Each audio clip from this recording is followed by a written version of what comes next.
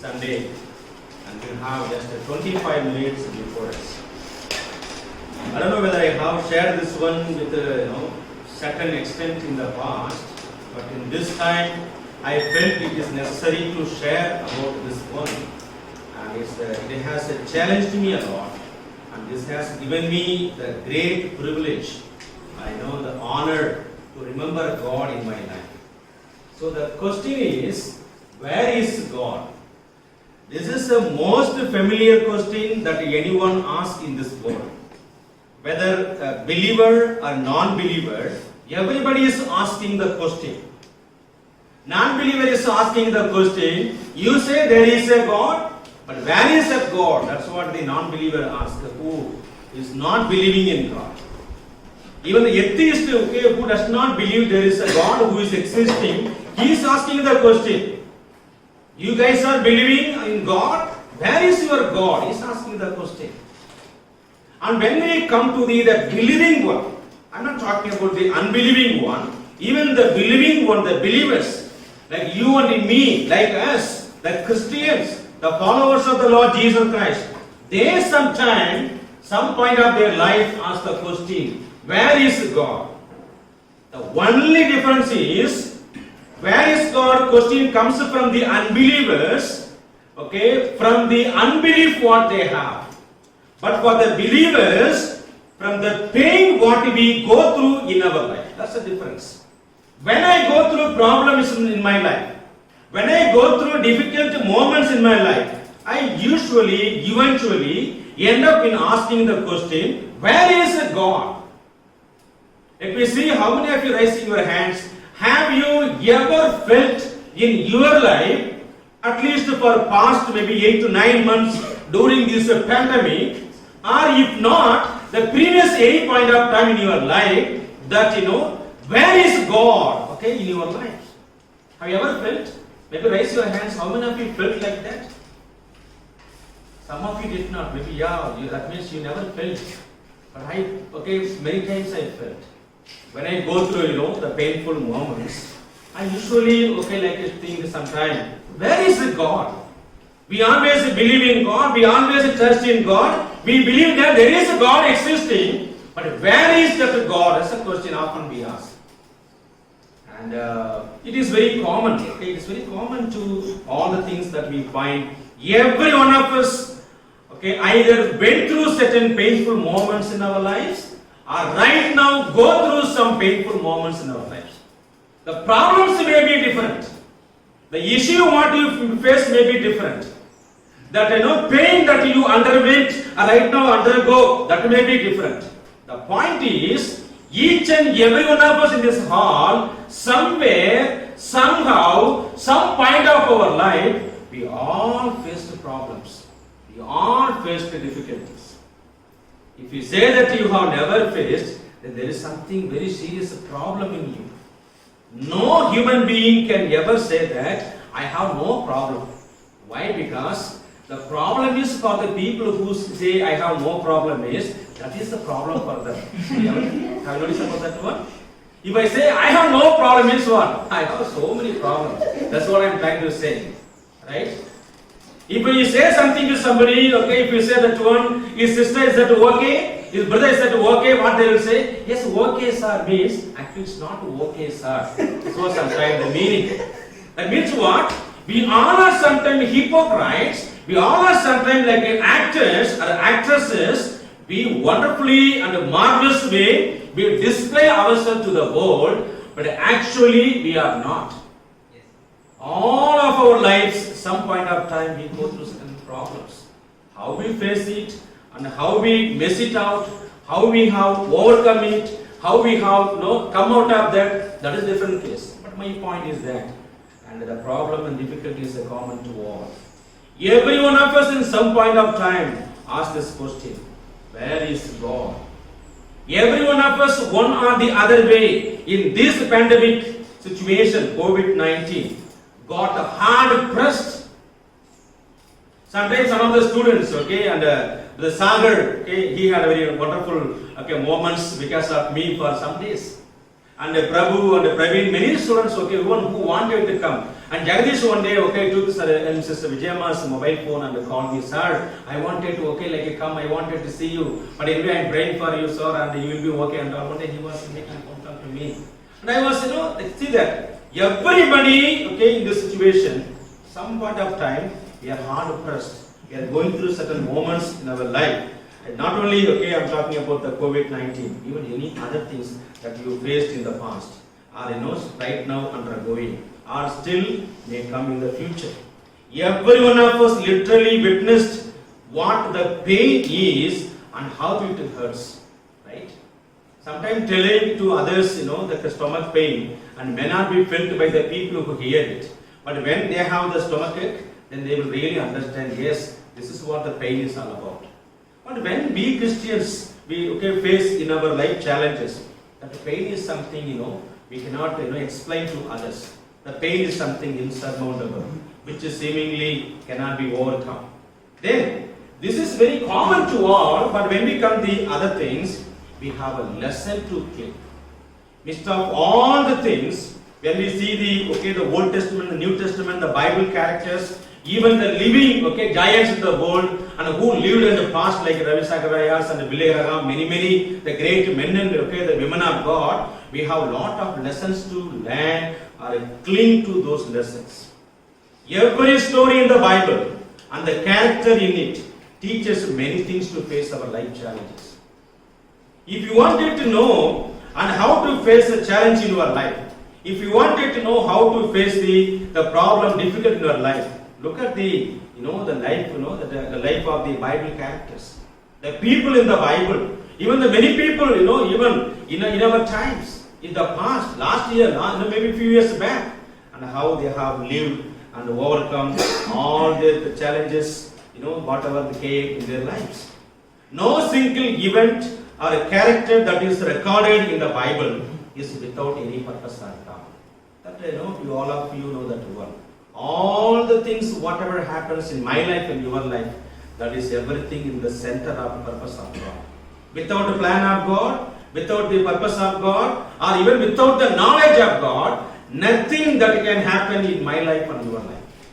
Sometimes you may think, oh, this is my foolishness, and because of this, everything happened. Maybe true. But even that foolish act can be turned to good by God. That's what happened in many people's life in the Bible. And all the characters in the Bible are merely men like one of us. Some of us, we think that the people who are mentioned in the OT and NT in the Bible, we think that and those people are something metaphysical one, right? Superhuman and super, like a women. We are like a human being. No. I tell you, I think once I told you also in one of our church, I am preaching. The superheroes or supermen and women are only in the television, only in the cartoons, only in the books. In the real life, no superhero. There is no metaphysical men or maybe metaphysical women living on this world. Everybody is a mere human being. James, he puts it when he is comparing the Elijah. Elijah was like you and me, like a mere human being. Of course, he did wonderful things for God. He challenged the prophets of Baal and he killed the many prophets of Baal and many things he did. Even he shut the heaven not to shower for some years. Such a like extraordinary thing he had done.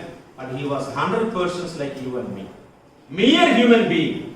You think that one, Job had something metaphysical power to overcome his suffering? Certainly not. He was just like you and me, like my neighbor, like like my family member, like my person living in my society, like a person living in my community. He is not from directly from other planet in this universe. He is not from heaven, and he is very much on this earth, the lived person as a human being like you and me. So they teach us the lessons. All the characters in the Bible are the great challenge and the comfort that we too can overcome and prevail. Whatever comes on my way, whatever is going to come on my way and our way, we can surely overcome that. we can prevail against that, and we can successfully go through that. Why? Because many women and men in the Bible, in the past, even in our time, they have successfully gone through. So I have chosen the character, a famous character from the Old Testament, and you know it, the character very much, Joseph, the son of Jacob. I wanted to talk about this morning about Joseph. As I told you, not to be in a hurry, not to maybe a rush. Even the time is finishing 10:30. I will finish my sermon. We'll again continue, God willing, the next Sunday. And this session. So that Joseph, the son of Jacob, that is one of the 12 sons of Jacob. When we come to Joseph's life, what do you know about Joseph? And there's a small recap. I mean, just you can preview about the life of Joseph. You can ask a question. What did Joseph do? That's how, you can put all things one by one. If you search the Bible, and especially from the book of Genesis, and you find that certain things what Joseph did. He loved his father, he loved his brothers, he obeyed his father, he cared his brothers, he was obedient to the owners, whoever purchased, or maybe from the hands of the brothers, the Ishmaelites. He was very obedient to them, did not run away from them. Then he was faithful to his master, who purchased him from the slave market. Then he was helpful to his fellow men.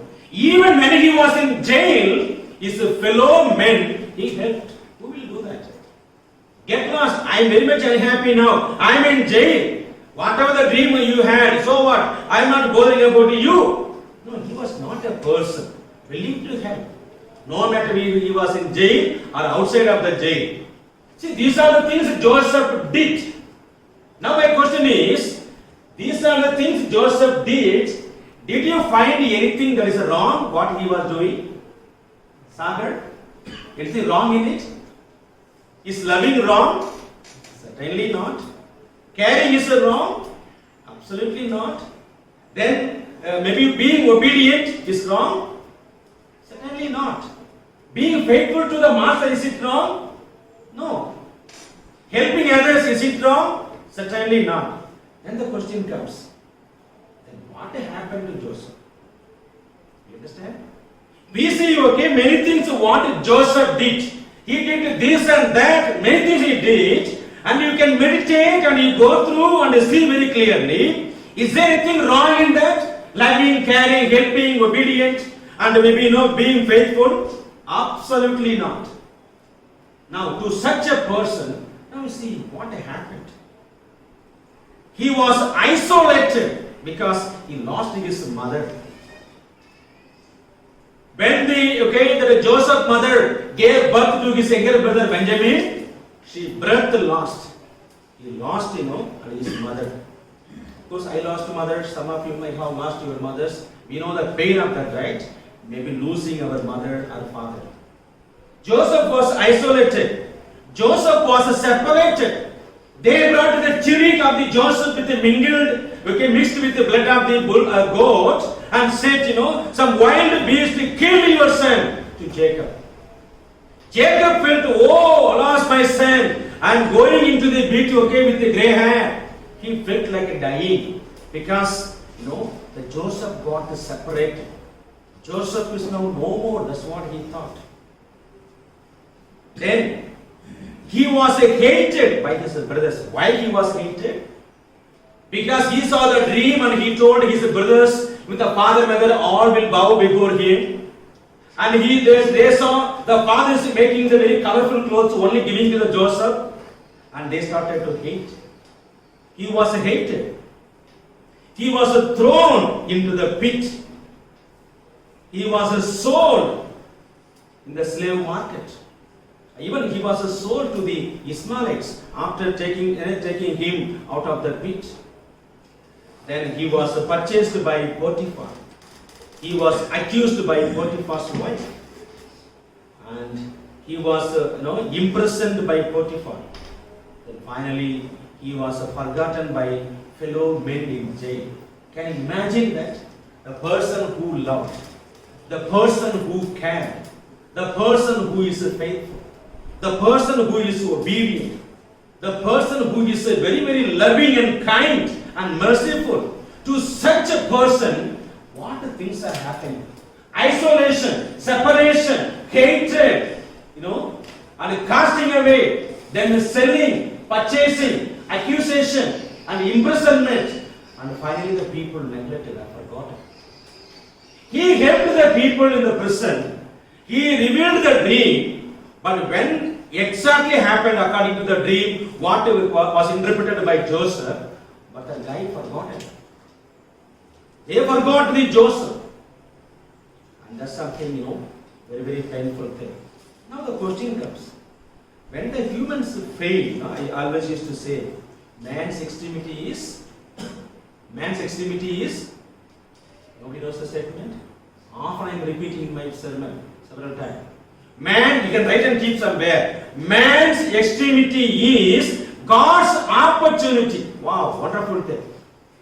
When you are running very fast, you reach a place, there is no more to run further. You reached, maybe the final point in your running. You held your rope and going down, you came to a point, after that no rope. Then you may fall. You are in an extremity in your life. Oh Lord, I went through this much of painful moments. I have this disease, I have this sickness, I have this problem, I have this difficulty. Now I cannot overcome God. You are desperately, you are maybe overrun with the despair. You are not able to do anything. But the wonderful statement is that in Joseph's life. But God, that's an interesting thing. But God, these words are found several times in the Bible, are what we must remember when we reach the end of our rope. When you are coming to the point of time where you cannot move anywhere, where you cannot do anything in your life, where you can just only simply cry, nothing more than that, but that is the time God can do anything and everything in your life. There are many times we find the but God comes in the Bible. And that also same thing with the Joseph's life. When we come to Apostle Paul's life, he was standing before the Caesar in the Rome. Nobody was with him. And Paul says in 2 Timothy chapter 4, and there was no one, and everybody forsook. Luke was with me sometime, and he also deserted, and everybody forsook. But what do we read next verse? What is the word used in your English Bible? Next word. Next verse, next word. You never read? 2 Timothy chapter 4, 16 and 17. But, the word but comes. Everybody forsook. That was the ending of verse 16. 2 Timothy 4, 16. But 17 says, the beginning, but the Lord stood with me and strengthened me. That is where, God comes. When you are at the verge, the last holding up the rope in your life, when you have reached the end of your rope, there is no hope to go further. That is the time God can do extraordinary things in your lives. That's what happening during these pandemic situations. Yes, we know thousands and lakhs of people died in this world because of Corona, because of COVID-19. People ask the question, where is God? Where is God? They are going to see. If God is there, what's happening? Why? Okay, certain things are taking place in our life. But God did not go anywhere. Genesis chapter 39, at least around 4 times. I hope you are familiar with that. 39 verse 2, 39 verse 3, 39 verse 21 and verse 23. 4 times the particular phrase comes. But the Lord was with Joseph. What a wonderful phrase. Right? People are asking the question, where is God? Bible says, the Lord was with Joseph. The Lord was with Apostle Paul. The Lord was with Peter, with Hagar, with Abraham, all the people. So we find there, the Lord did not go anywhere else. The Lord was with Joseph. Now you go back. Maybe talked about the Joseph life, and and what happened to him. You can just maybe put a statement. When Joseph was hated, the Lord was with him. When Joseph was cast into pit, the Lord was with him. When Joseph was and sold as a slave in the slave market, the Lord was with him. When Joseph was falsely accused by Potiphar's wife, the Lord was with him. When Joseph was put in the prison or in the jail, the Lord was with him. When Joseph was forgotten by his fellow men who was with him in the jail, but the Lord was with him. Is it not something strange thing in your life and my life also? You think when you are scolded, when you are fired, when you are bankruptcy, when you have no money, when you are down with some problems, you think the Lord is not with you. You think the Lord is not with me. No, absolutely not. If you are really a born again person, if you are really maybe a God children, and there is no point of time that when and God was not in your life. The secret behind the success and the triumph of Joseph was the Lord was with him. The Lord was with him. And remember John chapter 11. And Martha said a wonderful statement. Just to see that. Lord, if you had been here, my brother would have not died. Did you understand the importance of the presence of God? Lord, if you had been here in Bethany, my brother would have not died. In Joseph's case, the Lord was with Joseph. In Lazarus' case, Martha herself said, talking about the physical presence of the Lord Jesus Christ, the Lord was not there physically when Lazarus died. Then the question comes, is God with us? Does God not aware of this? Then where is God? That is the question. Now, I am going to bring few lessons. We will have just one lesson. We have few minutes to close this sermon. The first lesson is that the Lord is with us, all of us, but all cannot experience the presence of the Lord. You ask the question, right? Where is God? Where is God? If you say there is God, then the question comes, then why these things are happening? The first statement is that the Lord is with all of us, but all cannot experience the presence of the Lord. Yes, the Lord is with us and with all those who are born again person. If you are a Christian, if you are a believer, if you are a born again person, absolutely the Lord is with you. Sometimes the problem is that I have committed a sin, I told you a lie, I have stolen something, I did something bad things, I have committed certain sin, so Lord is not with me. No. Your activity cannot cancel the presence of God in your life. That's the important thing in the Bible. You think that you can make God to not to be with you because of your action, then God cannot be God. Why? Because your action can cancel the very being, the presence of God in your life. Did you understand? So you have to delete it to all kind of memories. When I commit certain sins in my life, the Lord is not with me. No. Who told you that? Even that devil has got the access in the presence of God. Can God not have access in your life? Can your actions make God to get away from your life? Never ever think that. That is why some of you may be successfully committing sin. When I committed sin, maybe when I came to the first year of my study, at that time God left me. The Lord is not going to be with me. So thereafter, I can successfully commit sin in my life. Don't ever do that. No matter whether you commit sin one time or 1 crore times, there is going to be no point of time, no single moment of time that God is not going to be with you, or the presence of God is going to leave away from you because you have committed certain things against Him. Do you understand? So my point is that the Lord is with all of us, but all cannot experience the presence of the Lord. That's what I am talking about. Yes, God is with us. He is like, Jehovah Shammah. He is everywhere. And God with us, Emmanuel. But why all cannot experience the presence of the Lord? And even if you look at that, Jesus said, I am with you always. He is every time with us. And I will pray the Father, and He will give you another helper, that He may abide with you forever. In fact, Holy Spirit will be with you, He will be in you, and He will be alongside of you. In fact, the word parakletos used for the comfort in the Greek language, used by the Lord in John chapter 14, the literal meaning is that one who is coming alongside of you. You know that a yoke in the bullock cart, one side, okay, your neck is there, other side the Holy Spirit neck is. That's the meaning, the parakletos. He is not leaving you. He cannot go away from you. Whether you commit to 1 crore sins or 1 sins or no sins, the Lord is always going to be with you. Yes, the experience of the Lord's presence is only possible for those who walk with the Lord daily.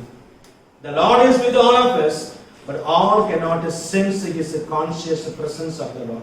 That is the problem here.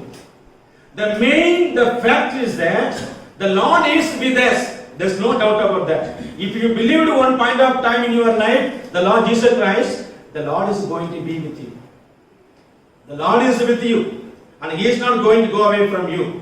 There's something that is happening in your life is that, but you are not experiencing the presence of the Lord in your life. That is the problem.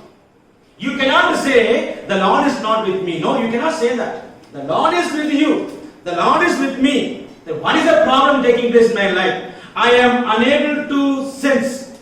I am unable to consciously feel the presence of the Lord in my life. You understand? That is not happening. Why? Because of my life. My evil actions, my evil things, my wrongdoings can make me to not to feel consciously the presence of God in my life. But when we come to the Joseph life, that's a totally different. He could feel that. See, look at the one more examples to understand that point. We know that okay, the Lord loves us all, right? God loves. You can underline this one. Like, there's no doubt about that. God doesn't love us less or more at any point. Can you believe that? Sometimes, okay, we think, today I read the Bible, 20 chapters. I prayed 1 hour. I gave, good amount of tithe. I attended the worship meeting. Then, the Lord will love me more. What about that boy? He is still sleeping.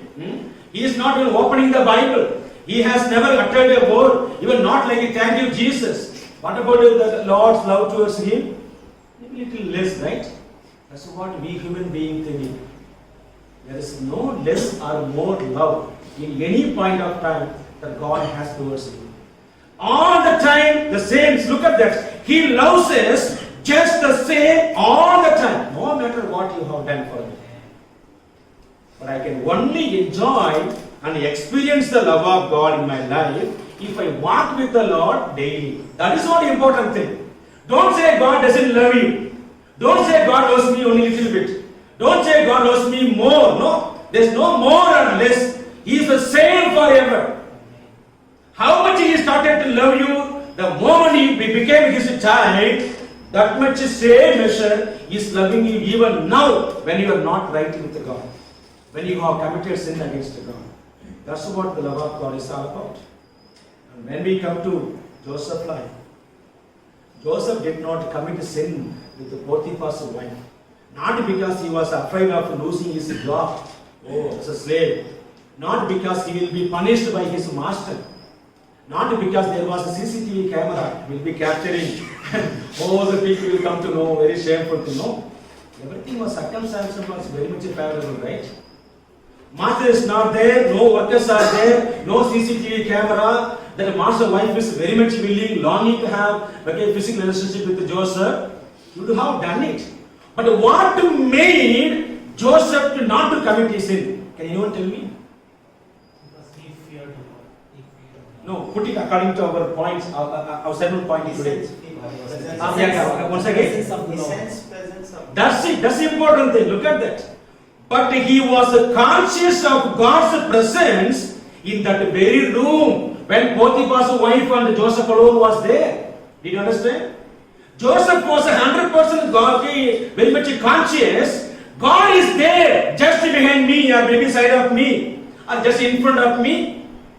That very room, the invisible God is seeing me and the Potiphar's wife visibly now. Can you imagine that one?